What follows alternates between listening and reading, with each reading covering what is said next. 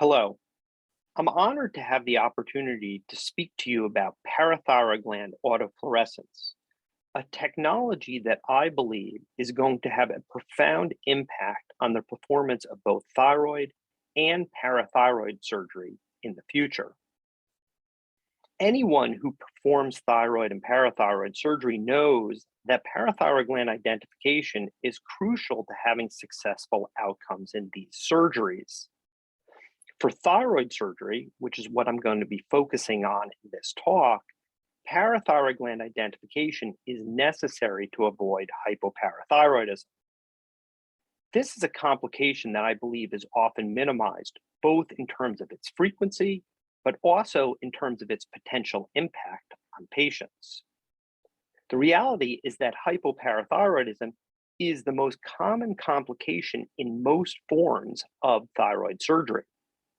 While the rate of temporary hypoparathyroidism is known to be quite high, the rate of permanent hypoparathyroidism is often quoted to be about 0 to 3 or 0 to 5%. But importantly, this is data coming from high volume surgical centers. And we see even among this group that there's opportunity for improvement. But when we start to look at numbers from population-based registries and not just specialized centers, the rates of permanent hypoparathyroidism are clearly much higher. For example, a recent multi-center study from Spain revealed a permanent hypoparathyroidism rate of about 15%. Importantly, hypoparathyroidism is not a benign complication. We now know that this can cause a whole host of potential significant health impact on patients. Certainly, it can impact their quality of life, and at least in this one study, it appears that it could impact their overall mortality.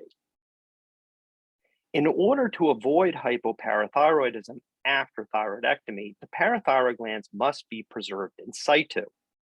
The linchpin to this process is identification of the glands. And while we may not be great at all of the steps of parathyroid gland preservation, it does not seem that we are particularly good at identifying these glands. And this is based off of studies that show that the rate of incidental or accidental parathyroidectomies in thyroid surgery is in fact quite high. So why is that? Why are we not better at finding these glands? And the answer, I think, is that parathyroid gland identification or recognition can be quite challenging. A number of visual clues can be used to try and identify these glands. For example, its location in fat or its distinct color. But ultimately, to this point, it really all comes down to the surgeon, and their ability to recognize and integrate these visual cues. And this is where I think parathyroid autofluorescence becomes relevant as a potential adjunct tool for the surgeon to add to the information that they're using when they're trying to identify these glands during the surgery. To understand near-infrared parathyroid autofluorescence, it's important to understand how it is distinct from the more common near-infrared fluorescence imaging. In fluorescence imaging, a fluorescence agent, such as indocyanine green, is injected. A near-infrared light source is then used to illuminate the area of interest. The fluorescence agent is then stimulated by this light source to emit another wavelength of light that then can be captured by a detector apparatus, oftentimes a camera. In near-infrared autofluorescence, it is a significant difference in that we are relying on the intrinsic fluorescent nature of the examined tissues. So no fluorescence agent is injected. Rather, it is the fluorophores that are endogenous in the tissues themselves that respond to the near-infrared stimulation. Critically, we have now recognized that at certain wavelengths of light, parathyroid glands autofluoresce at a much higher degree than the surrounding adjacent tissues in the neck. This was first discovered about a decade ago by the team at Vanderbilt University. Now, it's not clear why this is or what even the endogenous fluorophore is, but using this autofluorescence quality allows the parathyroid glands, when using the proper equipment, to be differentiated from the surrounding tissues in the neck. There are now several systems available on the market, one probe-based, the other's camera-based, that allow for assessment of autofluorescence. And I just want to briefly touch on these. The probe-based system is called the PTI. In the PTI, the probe houses both the stimulator and receiver. And when activated, the console demonstrates the degree of autofluorescence in the tissue being tested. When the ratio between that autofluorescence and the background thyroid autofluorescence is greater than 1.2 or so, there's a high likelihood that parathyroid tissue is present. And this is just a video demonstrating this.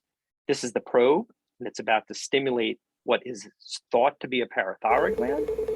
And you'll see that on the console, there's a very high level of autofluorescence and a ratio of about 7.6. And when a ratio is this high, there's a great likelihood that parathyroid tissue is in fact present. The alternative to the probe-based system is the camera-based systems, and there are a number of them on the market. The FluoBeam at this point certainly seems to be the most popular option. And these camera systems project their findings onto a screen in the operating room that the surgeon can review in real time.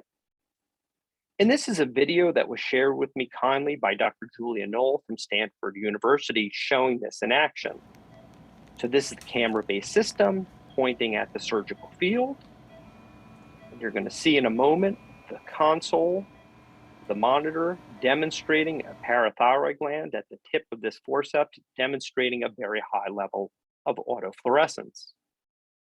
And this is just a still image captured with that same technology, demonstrating that parathyroid gland autofluorescence against the relatively weak autofluorescence of the thyroid tissue. Regardless of which technology you use, and there are advantages and disadvantages to each, the question really is, what is the impact of these technologies in the real world? And a number of studies, including these from some of the leaders in this field, have shown that the use of autofluorescence clearly increases the rate of parathyroid gland identification. It seems to reduce the rate of incidental parathyroidectomies. And most importantly, it seems, at least in initial reports, to potentially lower the rate of hypoparathyroidism. Clearly, this is an exciting technology that's going to play an important role in thyroid and parathyroid surgery going forward.